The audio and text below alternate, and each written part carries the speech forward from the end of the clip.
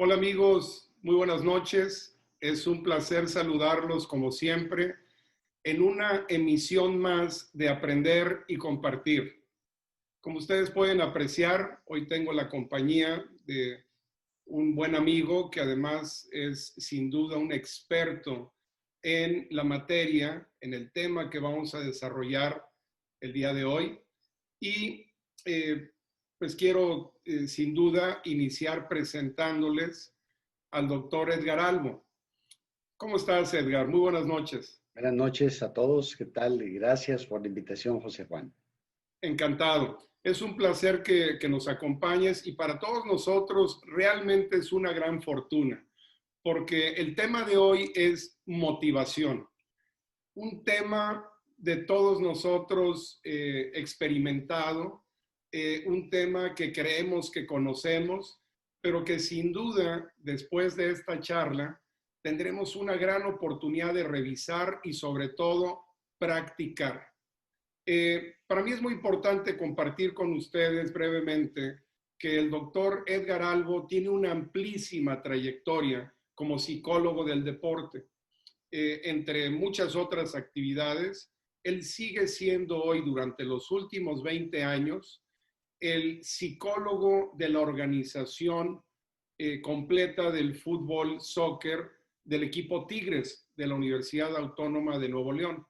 El doctor Albo tiene la responsabilidad de trabajar desde las fuerzas básicas, las reservas y por supuesto el equipo de primera división en diferentes niveles, en diferentes contextos, y sin duda esa experiencia en sí ya es algo que nos da una excelente referencia. Pero adicionalmente, el doctor Edgar Albo tiene una amplia trayectoria trabajando con individuos, con atletas uno a uno en deportes como el tenis, el golf, el canotaje, trabajando con grupos, trabajando con padres de familia en combinación con sus hijos, en tareas alrededor del desarrollo de la práctica deportiva y ha podido trabajar con colegios, con grupos deportivos, en espacios privados, públicos. Sin duda, la experiencia del doctor Edgar Albo, que además es atleta y que enfrenta retos constantes en esa área, practicando activamente el ciclismo y el canotaje, pues, ¿qué les puedo decir?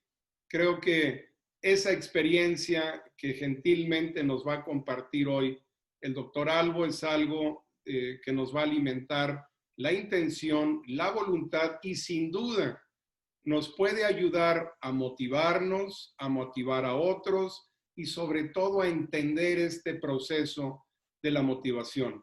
Quisiera como inicio, Edgar, si te parece bien, proponer una descripción genérica del concepto de motivación como la dirección y como la dirección y la intensidad del Sí, esfuerzo. ¿Es así. correcto? Pues es la más Motivación, simple. dirección e intensidad del esfuerzo. Grábenlo, amigos, vamos a revisarlo y con esto en mente, ¿te parece bien, Edgar, que iniciemos? ¿Te parece bien que iniciemos viendo cómo se da la motivación en el ámbito del deporte en términos generales? Bien, pues entendemos de una manera simplista dirección e intensidad del esfuerzo, porque de una otra forma son observables.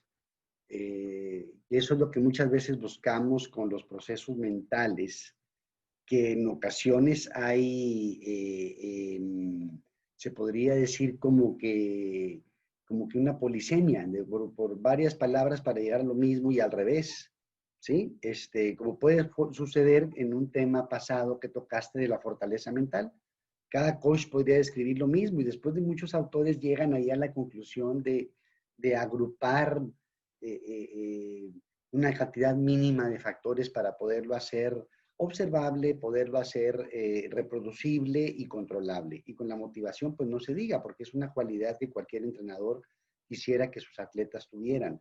La motivación, pues obviamente que si nos vamos a una, la etimología, pues viene de motiv, de motor, lo que me mueve hacia, ¿verdad? Pero hay una cantidad de definiciones que si es instinto, que si es deseo, que si es tendencia, ¿sí?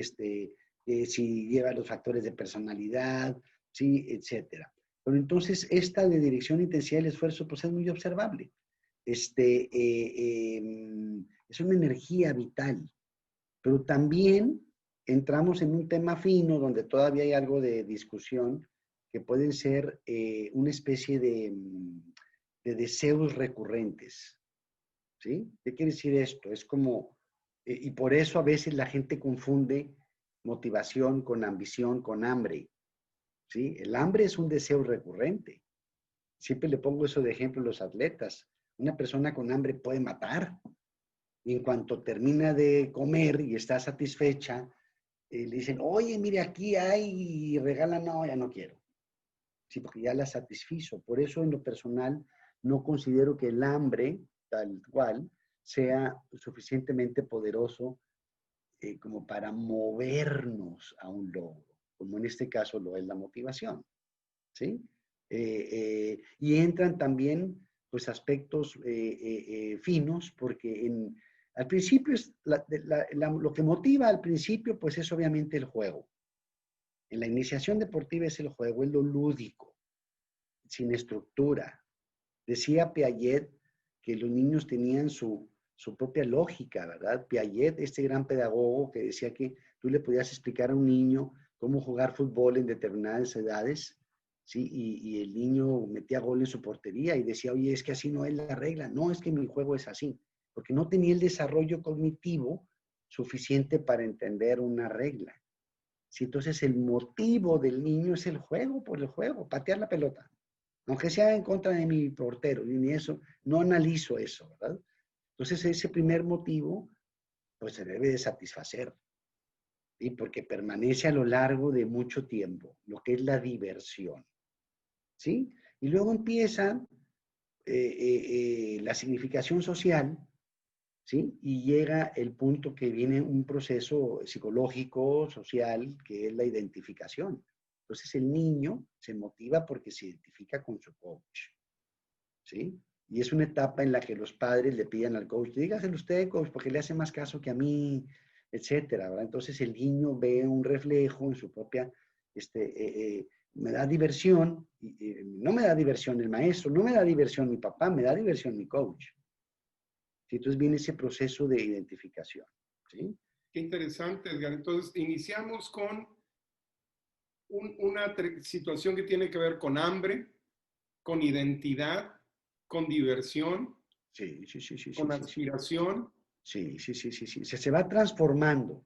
Primero es la diversión por la diversión misma, lo lúdico, el gozo de correr, sin un sentido. Todos los niños detrás de la pelota, ¿sí? Sin un sentido de la posición, de la finalidad, ¿sí? Y hay que dejarles, ¿sí? Decía una teóloga alemana, ¿cómo le explicas a un niño? Ella pensando en zonas paupérrimas de África, lo mismo que en alemanes de primer mundo. ¿Cómo le explicas a un niño lo que es la felicidad? ¿Sí? Y ella decía, muy sencillo, dale una pelota para jugar. ¿Sí? Y el Sensacional. fútbol, a pesar de que tengo tantos años de experiencia con él, me encanta tanto como otros deportes que tenga poca experiencia, pero tiene la cualidad de que es una cuestión muy, ahora sí que innata, en cualquier bebé de cualquier país, probablemente ahí venga una cuestión filogenética del por qué a tanta gente le termina fascinando el fútbol. Tú pones un bebé de cualquier país que no conozca el fútbol y ponle cualquier objeto y cuando aprende a caminar lo primero que va a intentar es patearle. Eso es como que y con eso juega. Sí, así como el perro atrapar y traértelo, pues el niño patear, ¿verdad? Entonces, ese es lo lúdico. Y luego viene la identificación con el entrenador. ¿Sí?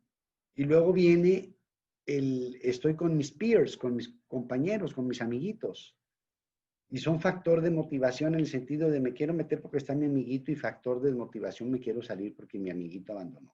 ¿Sí? Y Hay un, luego, sí, perdón. sí, sí, sí, dime, porque luego viene la otra etapa, perdona. Muy bien, es que hay un tema muy peculiar.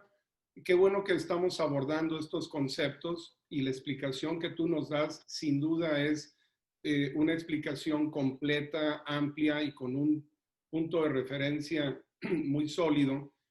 Existe, Edgar, con frecuencia esta mala comprensión o esta confusión acerca de motivación intrínseca, motivación extrínseca. Hay gente que lo único que existe es la motivación intrínseca. ¿Qué nos puedes decir de esto?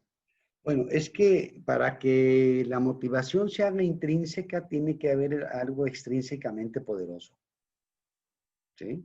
Si no, no se puede hacer intrínseca.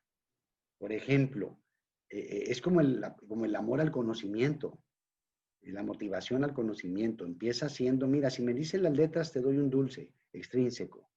Y al ratito el niño descubre el placer de unir letras y encontrar que se dice una palabra. Entonces ya se empieza a ser intrínseca, ¿sí? Pero hay edades en las que no puede ser intrínseca, ¿sí? Y a pesar de eso, a todos nos pega lo extrínseco. El ego, la fama, un bono si logras un cierto éxito deportivo, ¿sí? De salir en los titulares en el periódico, en las redes sociales, todo eso es extrínseco, ¿sí? Lo intrínseco es ver que reduje, hablando para un adulto, ¿no? Por decir algo, que reduje mi talla. Para un niño, ver que ya llegué la pelota al aro cuando antes ni siquiera la llegaba. Ese es lo intrínseco, ¿sí? Y hay que promoverlo eso. A fin de cuentas, hacia allá tenemos que atender la cuestión de la motivación. Y para eso hay pasos, ¿sí? Si podemos decirlo así, ¿verdad? Como te decía, el primer paso es encontrar algo que me resulte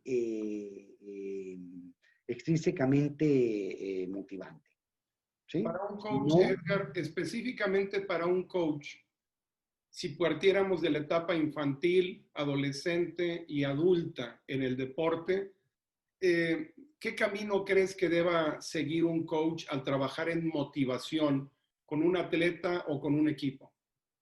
bien, inicialmente hay que aspirar a lo extrínseco, ¿sí? Y se vale preguntar, ¿eh? ¿Por qué te gusta hacer tu deporte? Esa es una pregunta, José Juan, que rara vez hacemos. Siempre recuerdo, entre con sorpresa y afecto, 1996, mi primer pretemporada con un equipo de fútbol profesional, en este caso era Tigres, cuando andaba por la primera A, ¿sí? Estaban en una concentración. Curiosamente, estaban concentrados en un hotel que está por acá, por el sector de la presa de La Boca, y se me ocurrió a mí, que tenía poco tiempo en ese entonces, llegar en mi kayak. Y llevo con mi kayak y en una bolsa Ziploc los cuestionarios y los lápices, y estaba el entrenador con su preparador físico pescando en el embarcadero, y dicen, ¿qué estás haciendo aquí? Pues es que vengo a la sesión que es dentro de media hora, ¿no?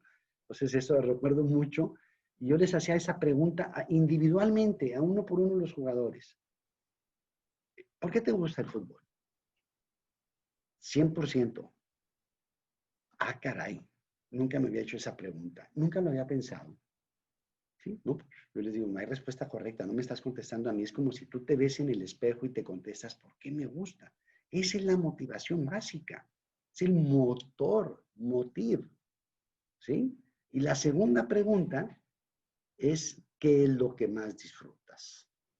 Y ahí te das cuenta si se disfrutan aspectos extrínsecos o intrínsecos, ¿sí? Y se vale que el coach haga esta pregunta. Hace, esta señorita está en la universidad ahorita,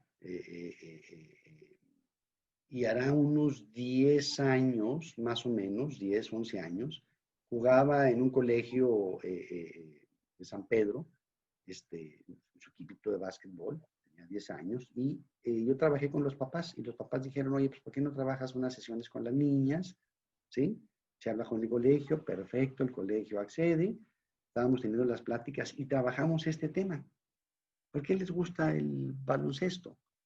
Pues porque estoy con mis amigas. Fíjate la respuesta, 10 años, niñas de 10 años, porque estoy con mis amigas. porque me olvido de todo, porque disfruto de correr, porque me olvido de las cosas de la escuela, ¿sí?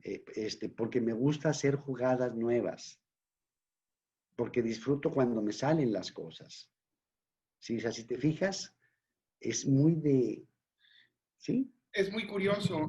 Hemos, en una dinámica y en un nuevo perfil de coacheo, constantemente utilizado la palabra ¿para qué juegas? ¿Para qué juegas fútbol? ¿Para qué juegas básquetbol? ¿Para qué juegas fútbol americano? Y hemos encontrado, Edgar, respuestas muy poderosas que nos llevan a una dirección específica. Eh, ¿Qué opinas tú de cuando el coach pregunta qué, cómo y para qué en el entorno del deporte? Yo creo que es fundamental porque de entrada se supone que en el trabajo escolar, incluso en el no escolar, en el deporte de formación, el previo a lo que se busca llegue al alto rendimiento, ¿sí?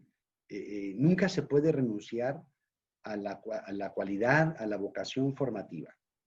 Va implícita, ¿sí? Y ahorita cuento una pequeña anécdota, si nos permite el tiempo, a ese respecto.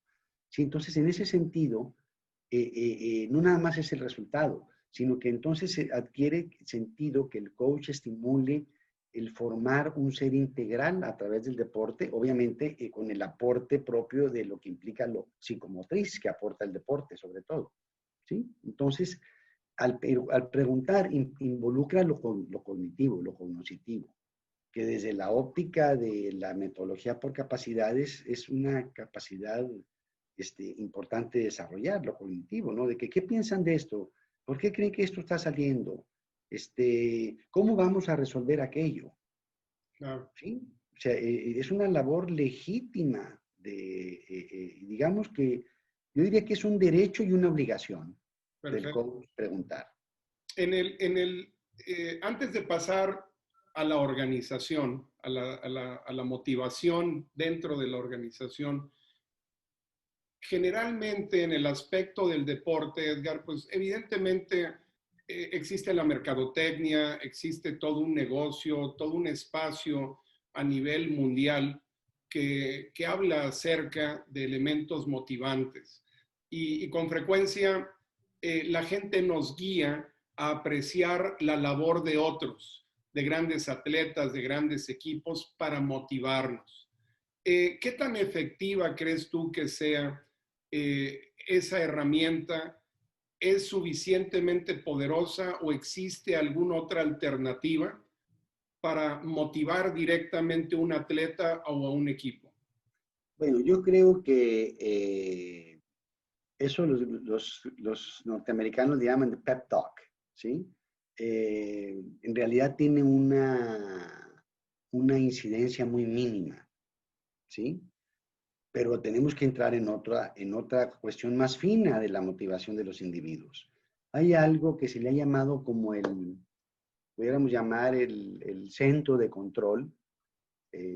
Conozco el término en inglés, le llaman locus of control, ¿sí? Y hay un locus of control external and internal, ¿sí? Entonces, las personas que son altamente internas lo hacen por ellos mismos, por demostrárselo, porque nadie se los tiene que decir, y hacen las repeticiones y hacen el sacrificio aunque nadie les esté viendo, ¿sí? Y el extrínseco es al revés, ¿sí? Está dependiendo de que le motiven con algo. Entonces, se ha comprobado, por ejemplo, que las clases subculturalizadas, socialmente culturalizadas, las minorías, ¿sí? Gente que pues su nivel cultural no es tan alto, tienden a ser más externos, ¿sí? Y a eso sí les funciona más el que les lleves a alguien que les diga, échenle ganas. Pero Okay. al más culturalizado, el que ha tenido una oportunidad de ciertas experiencias o que han tenido la educación con ciertos valores en su casa, tiende a ser más de locus de control interno, ¿sí? Y entonces a él a eso pues no le va a mover, Sí. ¿sí? Entonces eso es diferente a cuando ya sea el coach o un psicólogo, ¿sí? Lleva elementos específicos que apunten la motivación del atleta, que el atleta encuentre su propia motivación. Entonces es muy diferente a que yo lleve a, que eventualmente funciona para muy corto plazo. Siempre hay una anécdota de un famoso coach de una universidad del estado de Florida, ¿sí? Que para despertar la agresividad de su equipo de fútbol americano, José Juan, ¿sí? Llevaba y era el ritual de la sangre. Llevaba un pequeño renacuajo en su bolso, ¿no? En su bolsillo. Sí. Y cuando estamos listos, sí, listos, ready, ready, yes, yes, yes, mordía la cabeza el sapo y le escupía y salía la sangre, ¿verdad? Y sabemos, pues les duraba, pues eventualmente lo que duraba la reacción del equipo rival. Podía durarles 2 jugadas y ¿dónde quedó la agresividad del sapo? ¿Sí? Y sin duda hoy ese coach estaría despedido con todos los cambios culturales, legislativos, reglamentarios, Así es. educacionales. ¿Qué te parece, Edgar, si dirigimos ahora si manejamos esta intensidad y dirección del esfuerzo hacia la organización? Bien, ¿Cómo encontramos esa intensidad y dirección del esfuerzo en general, en términos muy básicos, en el aspecto organizacional, en los grupos organizacionales? mira, de repente hay la idea de que uno estudia para lo que nació y esta cuestión vocacional, ¿verdad? Y yo siento que es una influencia recíproca de ciertas características que puede tener uno, habilidades que va adquiriendo con el medio cultural en el que vives, con las influencias que tienes. ¿Sí? Si tú viviste alrededor de pintores, músicos, escultores, pues vas a tender a escoger algo similar ahí. ¿Sí? Hay más probabilidad. ¿Sí? De repente hay cosas que impactan y cambian. Un chico que hace un deporte que nadie en la familia ha tenido esa tradición. Pero por lo regular en el tema del trabajo es algo similar. Tú puedes llegar con haber estudiado algo que tenías la motivación de estudiar, ¿sí? Pero conozco casos de personas, así fue un mentor que tuve yo al inicio de mi carrera, que me dijo tal cual, o sea, ve lo que soy, ve dónde estoy. Era una posición envidiable, José Juan. Era un puesto directivo en una alta empresa de aquí, tradicional, de las grandes empresas tradicionales que por fortuna no ha caído en manos de extranjeros y siguen en esos núcleos de los empresarios neoloneses. En una posición envidiable. Me impactó, estamos hablando de 1979, 80. Su asistente tenía secretaria, entonces era la secretaria, que era la secretaria y la asistente de mi mentor, ¿verdad? Y él me decía, ¿cómo andas con tu elección de carreras? Porque yo traía unas dudas, le comentaba yo, y él me dice, mira, ve esto, ¿te gusta? Pues sí, ¿verdad? Sin embargo, yo no estudié lo que quise y me quedé con ganas de estudiarlo, ¿sí? Y tenía una posición envidiable. Entonces, de repente, entramos en otro tema, ¿verdad? Es una mezcla, como aquella vieja canción de Crosby, Stills, Nash Young, que se llama, creo que se llama Love Your Children. The Golden Fist, que dice, y si no puedes estar con quien amas, ama al que está contigo. Sí. ¿Sí? If you cannot be with the one you love, love the one you're with. ¿Sí? Sí. Entonces, en realidad la vida así es. Uno de repente, y pasa mucho con atletas que tenemos en el entorno juvenil que quieren llegar a ser atletas de alto rendimiento o profesionales, y las circunstancias, sus habilidades no son las suficientes, ¿sí? Y puede pasar que por eso tenían una motivación extrema y no lo consiguen por factores a veces ajenos a ellos. Por ejemplo, ahorita en la pandemia es algo que está sucediendo tremendamente. Se va a perder una generación de atletas que ya no van a poder competir en su categoría porque van a quedar fuera regresando, a no ser que las federaciones hagan ajustes temporales, ¿verdad? Pero ya están fuera, ¿sí? Entonces, esto implica que esa motivación la van a tener que redirigir, ¿sí? ¿Y a dónde la redirigen?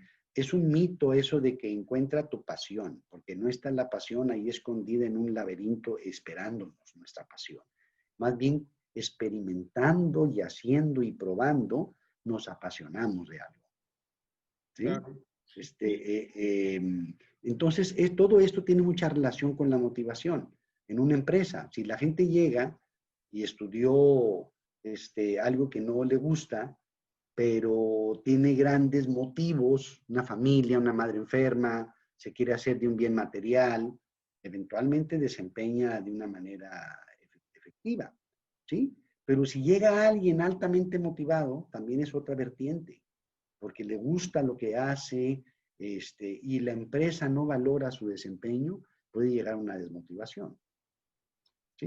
Hay un elemento tradicional engañoso en la empresa donde la gente dice, motívame pagándome más, dame mejores condiciones de empleo, dame un mejor horario. Y muchas veces la gente se va con esta mala idea o esta confusión de que eso efectivamente es lo que más puede motivar a un empleado. Y la realidad es que hemos encontrado con frecuencia que muchas veces la gente dice, sí me interesa tener un salario que me brinde estabilidad y que me permita desarrollar aspectos y proyectos, sí me interesa tener un cierto horario, una descripción de trabajo, pero existen elementos mucho más poderosos que tienen que ver justamente con lo que tú mencionas, Edgar. ¿Podrías abundar en ello? Sí, lo que pasa es que, bueno, en el sentido material y más en estos tiempos que vivimos ahora, es entendible que tú le ofreces un aumento de sueldo a alguien y a muy corto tiempo va a mejorar su trabajo y con el tiempo te va a llegar a decir que, oye, pues es que necesito más, necesito, porque así somos, van aumentando las necesidades, ¿sí? Antes necesitaba una casa un poco más grande, ya la tengo, ahora necesito que tenga jardín, ya la tengo, necesito que tenga muebles para el jardín, ahora necesito, voy a poner una, y ahí se van, ¿verdad? Entonces, esa es la motivación humana, así es de una otra manera. Pero entonces también entra otro tipo de motivación sutil que incluso tiene que ver con la emotividad de las empresas. Decía un español que tienen emociones las empresas. ¿Sí? ¿A qué voy? Pues hay empresas en las que los valores, la manera en que se lleva la gestión del recurso humano es cálido y eso a veces es un contrapeso cuando no puedes ofrecer un sueldo alto o das el sueldo competitivo del mercado, que no tiene por qué ser más alto por las cualidades X o Y. ¿Sí? Y también entra el tema que puedas dar ciertas prestaciones de identidad, ¿sí? No necesariamente de prestaciones constantes y sonantes, pero estamos en una sociedad y estamos en una ciudad donde se hace altamente competitivo todo, y eso es un poquito, pues, la situación de ahorita de estas condiciones económicas, de este modelo económico que no, tal vez no sea el más acertado, ¿verdad? Donde sucede eso. Como estamos bombardeados a un consumo tremendo, pues la gente siempre necesita más, necesita más. ¿Y qué sucede? Que eventualmente el coach le puede gustar su trabajo, está a gusto, el ambiente está muy agradable, pero literalmente por una fracción ridículo en porcentaje de su sueldo que le ofrecen en otro lugar, se va porque le representa tal vez una mejora en algo. Claro. Entonces, pero ya pierde empieza a perder esa motivación intrínseca a su trabajo y su motivación pasa a ser extrínseca. Siempre cuento la anécdota de, y pongo en referencia la ciudad de Monterrey, pero puede ser cualquier ciudad, ¿verdad? La colonia Narvarte en el DF, una colonia tradicional en Guadalajara, aquí la colonia Mitras en Monterrey, que vivía un viejito jubilado en una esquina solo. Y los pequeños se juntaban, chicos de finales de primaria, inicios de secundaria, que ya empiezan a ser más traviesos, se juntaban afuera a jugar fútbol y no lo dejaban dormir su siesta. Y él dice, oye, pues ¿cómo los puedo correr? Si los corro me van a hacer travesuras en el jardín, me van a pintar la barda. Pues siempre cuento la anécdota de esa manera y se la cuento a equipos profesionales de fútbol de primera división y siempre hago el mismo cuento. Entonces el viejito dice, ¿qué hago? ¿Qué hago? Y va y consulta a Edgar Albo. Dice, pues, ¿qué hago? Y de la consulta llega un día el viejito, el lunes, se espera el lunes, y acabando ahí pleno juego sale. Y los chicos pues se asustan, ¿verdad? De que salió el viejito refunfuñón por primera vez. Hola chicos, me alegraron la tarde, qué bien estuvo el juego, ¿quién ganó? Pues los chicos temerosos, pues ellos. No, hombre, me hicieron la tarde. Vengan mañana a jugar, de hecho les tengo un regalo, 10 pesos a cada uno. Y les da una moneda de 10 pesos. Los espero mañana. Los chicos corriendo se van al estanquillo a comprar un refresco y corre la voz de que el viejito de la esquina les dio 10 pesos por jugar fútbol. Al día siguiente están los dos equipitos y una reta. Y el viejito repite la misma ceremonia, pero entonces los porteritos de las retas ya no están atentos a las acciones enteramente del partido. Están volteando a la ventana de la casa del viejito para ver si los está viendo y va a salir a darles su moneda de 10 pesos. Termina, le meten gol a uno de los porteros por estar distraído viendo a la entrada y sale el señor, pues les tengo un premio, tengan, y cada uno 5 pesos. Golpea uno al otro, pues no, que 10. Sí, ayer nos dio 10, hoy son 5. Es que no puedo ir al banco, pero vengan mañana, aquí los espero. Estuvo genial, qué bárbaro, ya vi que fueron retas. Misma situación, pero empieza a aumentar la distractibilidad, más niños, y les da 2 pesos. Pero mañana les doy, ahora sí, la verdad. Y los, uy, pues Chihuahua, y van. Pero ya con cierta situación, así como que, pues, oye, pues si nos irá a dar los 10, pues ayer nomás nos dio 2, ¿sí? Medio el interés, pero el desinterés. El jueves les da 1. Pero mañana es viernes y voy al banco. Vengan. El viernes sucede, sale el señor, y se saben que pues no puedo ir al banco, pero les tengo un dulce. Ah, está bien, dénolo. Se van los chicos, los espero el lunes. ¿Qué le pasa a este señor? ¿Cree que le vamos a venir a jugar gratis? Yo el lunes no regreso. Y la reflexión siempre ha sido con los jugadores de primera división. ¿No será este su caso? Que empezaban jugando, como dicen ustedes, argentinos y uruguayos, en el potrero, con las rodillas raspadas, corriendo sangre, llenos de polvo, y seguías corriendo en la acción y te levantabas y ni te sobabas, y ahora te rozan y te dejas caer. Y si no te ponen la prima de la prima de la prima, me refiero en cuanto al bono, no mueves un dedo. ¿Sí? Y vemos las negociaciones férreas de jugador, no, no juego y no me presento, etcétera. ¿Sí? Entonces, esa es como la motivación extrínseca puede destruir la motivación intrínseca. Y eso ocurre cuando premiamos por la participación y cuando vamos aumentando la cantidad y el valor del premio que otorgamos, por hacer algo que empezó siendo intrínsecamente motivante. Y esto, qué importante la historia que nos platicas, que además hay que revisar, y hay que revisar, qué bueno que lo mencionas, en el ámbito de cómo tener herramientas, de cómo el coach, el gerente, el directivo, debe estar atento al entorno y buscar mecanismos para verdaderamente conseguir lo que desea y utilizar técnicas que motiven a la gente de forma diversa. En el mismo capítulo de la empresa, Edgar, con frecuencia nos encontramos con una queja constante y la gente está constantemente esperando a que venga alguien a motivarlos. Y cae este concepto en la espera de que alguien genere motivación, pues en un estancamiento productivo y en un ambiente organizacional débil de carácter y un ambiente organizacional apático. ¿Cómo podemos nosotros encontrar directivos? ¿Cómo podemos encontrar personas responsables de la organización de la empresa que tengan elementos, herramientas finas para transformar ese tipo de ambientes apáticos, pasivos o que están esperando que alguien venga a moverlos?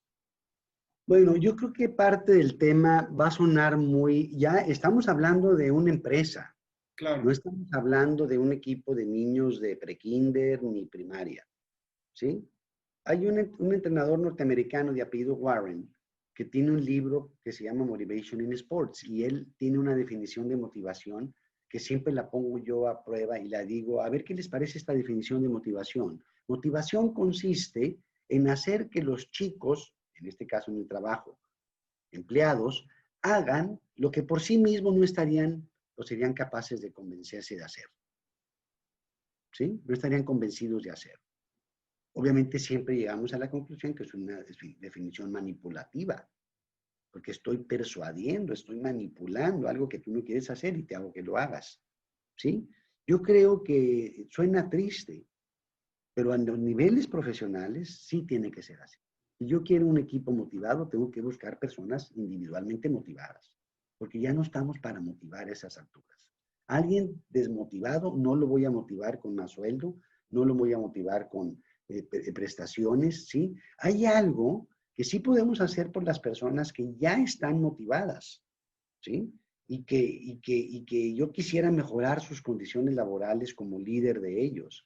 Y es algo, un concepto no tan nuevo, pero que ya impera en muchas organizaciones, que se le llama el salario emocional, ¿sí? Y el salario emocional, por ejemplo, es horario flexible, ¿sí?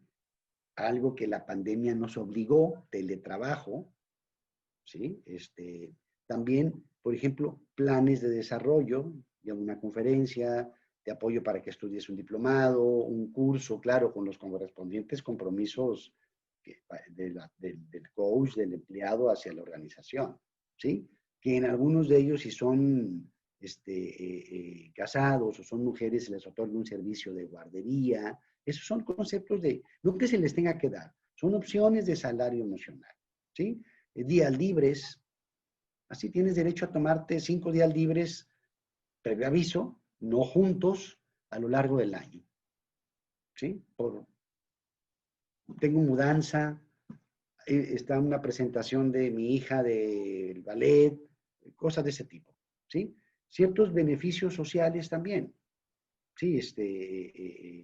Pues a lo mejor de que apoyarlo en cuestiones más personales, ¿sí?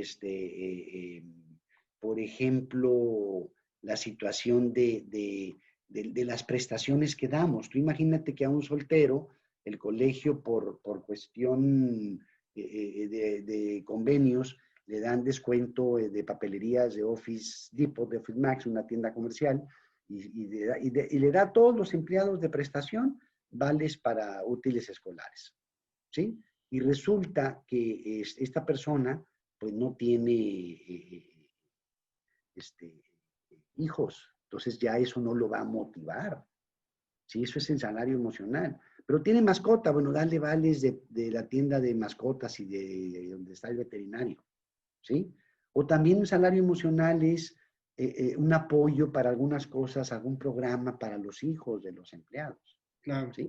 Y también está el salario emocional, que hay espacios de distracción dentro de la empresa, tipo Google, tipo estas empresas nuevas, ¿verdad? Aquí hay un salón de maestros donde hay un futbolito, ¿verdad?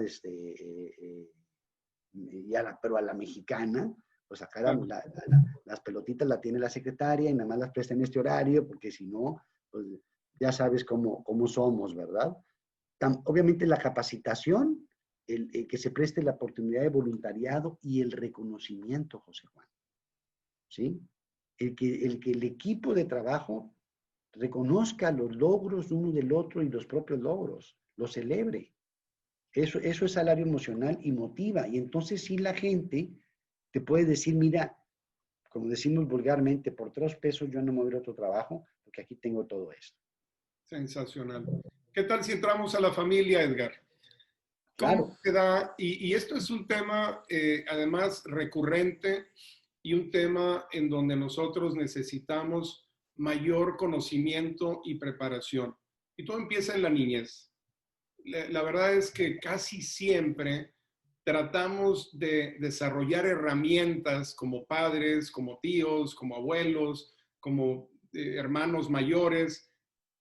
Cuando tenemos un rol de alguna manera de liderazgo en la familia, con los menores, sentimos que tenemos que motivarlos y desarrollamos las técnicas que estén al alcance, particularmente con los pequeños, me parece que muchas familias cometemos el error de precisamente tratar de motivar a los niños más pequeños a través de ciertas ofertas, de darles ciertos premios, de condicionar esfuerzos con resultados y además con ciertas conductas.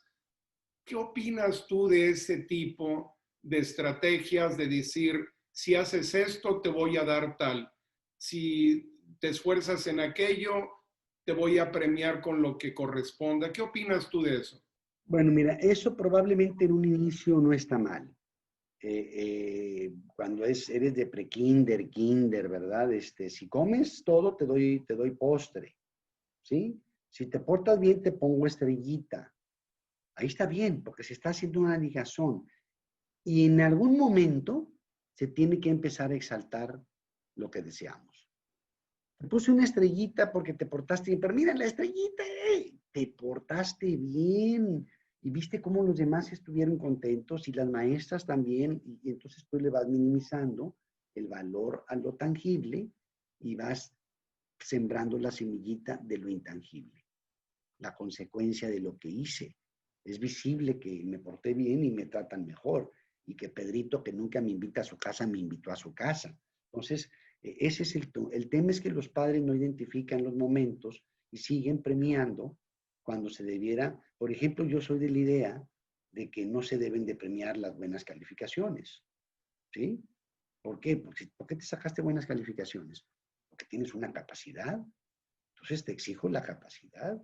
Si tú dijeras, oye, no, te entregaron un examen donde dice que lo mío no son las matemáticas, pero yo me propuse sacar un 3.5 en matemáticas y lo logras, ajá, porque no tienes la habilidad. Entonces, el reconocimiento es sobre lo que hiciste para el logro, no por el logro en sí mismo, porque ¿cuál es el premio de una buena calificación? Pues la buena calificación.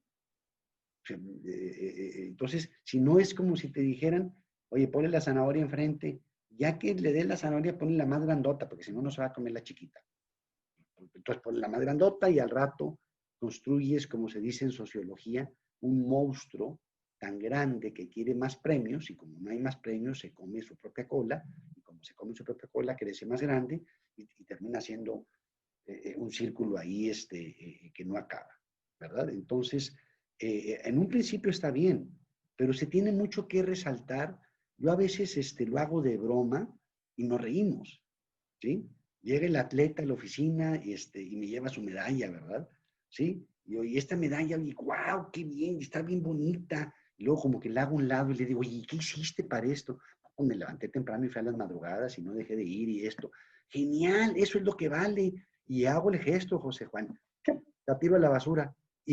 Oye, pero eso que hiciste está genial, qué buena onda, y eso te va a durar toda la vida. Y nos reímos y ya voy por la medalla, ¿verdad? Y se la limpio y todo. Entonces, eso es un poco lo que sugiero a los coaches. Y cuando hay un logro de un trofeo de la liga, tan pronto les den la medalla y el trofeo, el coach los junte literalmente como un acto, así de cuando se ganó el trofeo en el centro de la cancha y se levantó la copa por parte del capitán, ¿sí? Después de que los damos con los padres y la medalla, es el acto de hacer un lado el trofeo, hacer un team back, un hall, y hablar del logro que nos llevó allá, de lo que nos motivó y llegó allá, de qué aprendiste de llegar allá, de qué sacrificaste para llegar allá, de Y, qué fue lo que más te dolió, y de qué fue lo que más te particularmente, Edgar, particularmente, perdón por interrumpir, pero es muy importante elogiar el esfuerzo. ¿Estarías de acuerdo? Totalmente, elogiar el esfuerzo y la actitud. Siento que esas dos cosas son fundamentales, ¿sí? Tuviste una buena actitud, porque a veces hay chicos que se esfuerzan, pero con una actitud de protesta por lo que decidiste tú tácticamente o tal o cual. No, no, no. ¿Se hace completo o no? No se hace, ¿sí? Entonces es un poco, y en casa es lo mismo, por eso te digo al principio, wow, qué padre que te saben las letras, ¿sí?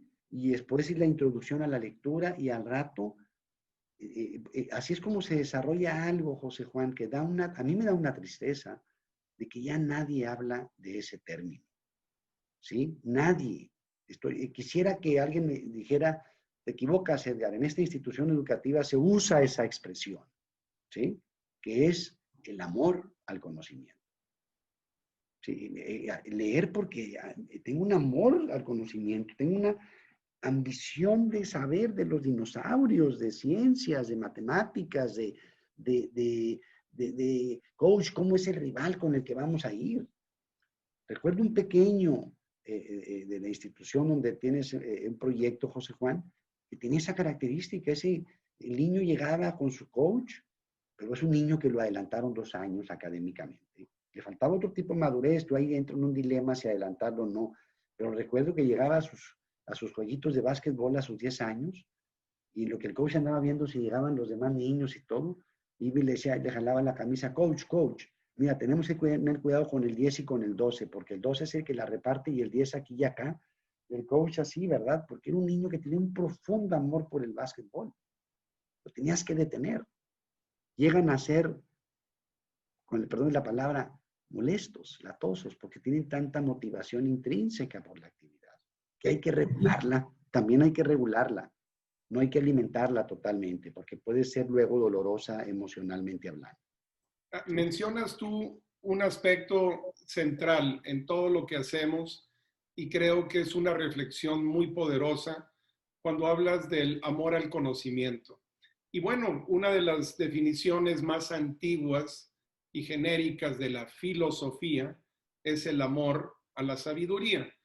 Y tal vez sin pretender ser sabio, pero sí entrar en un ambiente de una creación de aprendizaje y de una alegría por el conocimiento, muchas veces, tanto en el espacio deportivo, organizacional y familiar, se nos va por alto, se nos pasa el aterrizar una filosofía, el aterrizar precisamente el cómo, el para qué existe el organismo, la familia misma, el equipo, la empresa, qué es lo que nos genera ese gusto, esa alegría por aprender todos los días.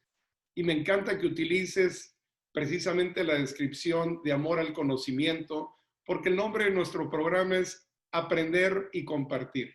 Claro. Para poder aprender y compartir necesitamos esa motivación intrínseca, necesitamos precisamente vivir ese amor hacia las cosas que hacemos y en esa práctica descubrir esa pasión a través de nuestro ejercicio. ¿Estarías de acuerdo, Edgar? Por supuesto, definitivamente. Mira, y yo creo que parte del punto es precisamente en qué momento dejar de dar tanto refuerzo extrínseco por todo, ¿sí? Todo empezó por ejemplo, en el entorno escolar, en las familias, pues vamos a organizarnos para llevarles hidratación. Del agua, se les lleva el Gatorade. Del Gatorade, se les lleva el Gatorade y la barra de granola y la fruta. Y ahora les llevan el sándwich y la McDonald's. Y entonces va perdiendo sentido. ¿Y qué pasa? Pues el niño se va acostumbrando, ¿sí? Y hay un viejo refrán de la sabiduría popular que dice que haz un favor 3 veces y pasará a ser obligación. Entonces, cuando la madre diga, y no nos voy a llevar más hidratación porque ahorita vamos a cenar, va a haber un desentendimiento del chico, ¿no? Ya va un mal hábito del reclamo, del no tolerar. Y ligado a esto, José Juan, a todo este tema de la motivación, hay algo que subyace, que para mí es fundamental, que es el tema de la voluntad. Quedaría para otra sesión. Para mí son temas fundamentales para los coaches, para los padres, para los líderes, ¿sí? Que son administradores de voluntades, a fin de cuentas, ¿no? Estamos llegando, Edgar, a un resumen de esta charla que sin duda está llena de elementos que uno tiene que ir descubriendo y que uno tiene que ir cultivando y sobre todo una vez que se descubren y se cultivan, compartir. A mí me da la impresión de que muchas veces se nos olvida en esta posición de líderes, de coaches, de responsables de un proyecto, de una familia, se nos olvida esa responsabilidad tan importante de vigilar que efectivamente esas herramientas existan y se utilicen. Si nosotros pudiéramos identificar tanto en el deporte como en la organización y en la familia una columna vertebral que podamos compartir, ya sea con los coaches, con los padres o con los dirigentes organizacionales, si pudiéramos nosotros, Edgar, digamos que enunciar principios básicos para generar un ambiente de motivación, ¿cómo lo identificaríamos? Pues bueno, yo creo uno que es resaltar el placer de la actividad que se hace, exaltarla. ¿Sí? Si no se exalta, si se da por un hecho, podemos cometer omisiones. ¿Sí? En la casa, oye, qué padre que fuiste al colegio, qué genial, vienes todo sudado y sucio del partido, qué buena onda. ¿Sí? Eso es en casa, ¿verdad? En el trabajo igual, qué genial nuestra labor. Y preguntar qué es lo que más te gusta de lo que haces. ¿A poco no eso es genial? Interrelacionar, ¿verdad? Y en el trabajo igual, ¿sí? Lograr no nada más la satisfacción, como decimos eventualmente del cliente, sino lograr nuestra propia satisfacción. Porque alguien motivado va a dar un servicio agradable, ¿sí? Alguien desmotivado no esperes que dé un servicio agradable, ¿sí? Entonces, esas son cuestiones, no le puedes pedir a alguien que dé lo que no tiene, ¿sí? Por así decirlo. Entonces, eso puede ser parte de entrada, ¿verdad? También los rituales. Los rituales, mira, ahí es otro tema que podemos, dado para una sola sesión, de los hábitos, ¿sí? Los hábitos se hacen en forma automática. No todas las grandes actividades de lo que hacemos se van a hacer hábitos.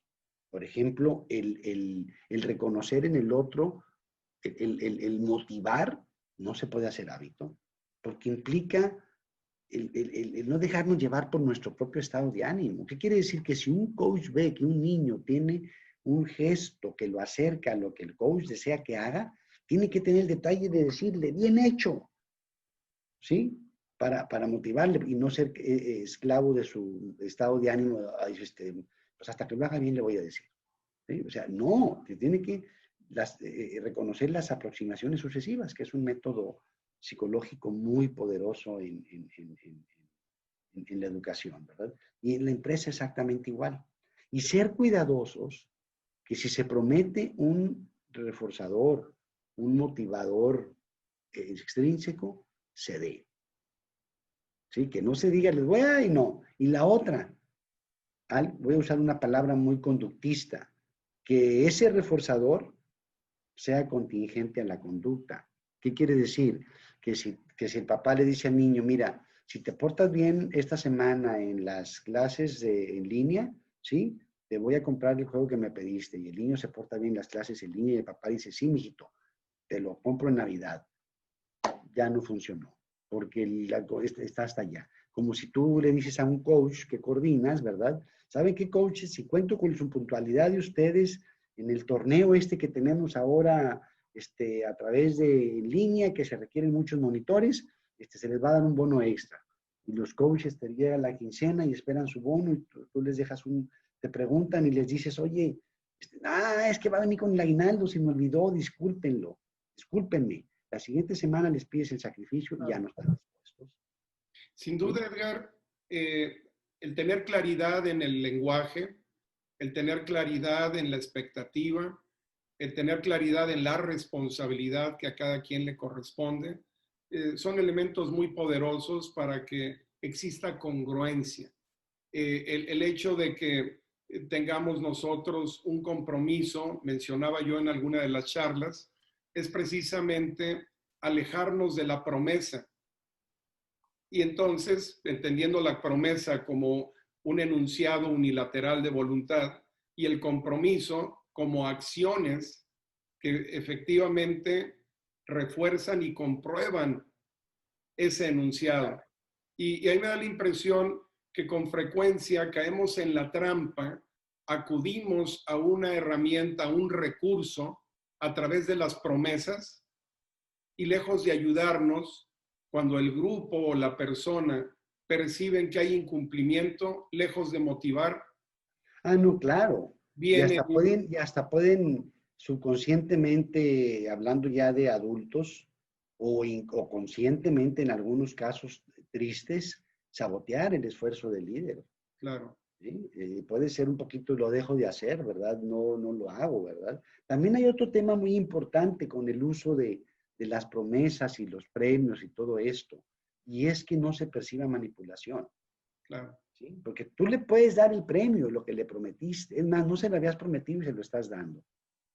Pero tan no se lo esperaba que se siente manipulado. ¿Sí? Edgar, estamos llegando al cierre. Me interesa mucho que, como tú lo mencionas, hay una cantidad de vertientes que surgen de este tema, el de la motivación, que sin duda estaremos revisando en ocasiones posteriores. Pero me gustaría, llegando al cierre, escuchar de tu parte alguna experiencia significativa en tu desarrollo como psicólogo del deporte que quieras tú compartir con nosotros. ¿Qué es lo que a ti, como psicólogo del deporte, te ha representado más una experiencia motivante? Algo que tú consideres que te haya precisamente ayudado a dirigir esa intensidad del esfuerzo. ¿Qué nos puedes compartir? Mira, para mí ha sido muy motivante, por ejemplo, trabajar con chicos que querían abandonar su actividad por miedo, ya sea porque implicaba un miedo social, un miedo al ridículo, un miedo al fracaso, incluso el caso de un clavadista por miedo, un niño de 10 años, por miedo a caer mal y que le doliera el golpe en el agua, ¿sí? Y entonces cuando ellos vencen ese miedo, como recuerdo una triatleta de 30 y tantos años que tenía pánico a las aguas abiertas, ¿sí? Y nos metimos, utilizamos de sensibilización sistemática, utilizamos algo de autohipnosis, utilizamos técnicas de relajación, visualización, y luego nos metimos a un evento donde yo les pedí permiso a los organizadores de ir en mi kayak a 3 metros de ella y que ella fuera respirando de un solo lado viéndome a mí, y cada vez que salía y respiraba, yo le decía la palabra relax, relax, y ella con su atención bloqueada y focalizada, cuando sale de la etapa de nado, fue muy agradable ver cómo organizadores, rivales le aplaudieron. Y al muy poco tiempo va a un mundial a Cancún de su categoría, y a otros atletas con los que yo trabajaba, profesionales, se salieron por lo picado que estaba el mar. Y ella iba tan metida y en trance que no se percató, salió, llega a la meta, José Juan, y tipo Forrest Gump, van y la paran como a los 200 metros, que se había ido y seguía corriendo porque iba focalizada. ¿Sí? Entonces, ese ver personas que superan límites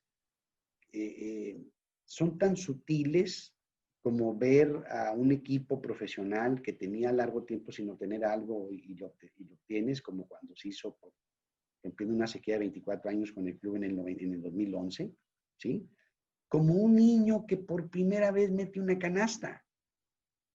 Para mí, yo como le digo a los jugadores de primera división, no me lo tomes a mal, pero él me da cosas que tú no.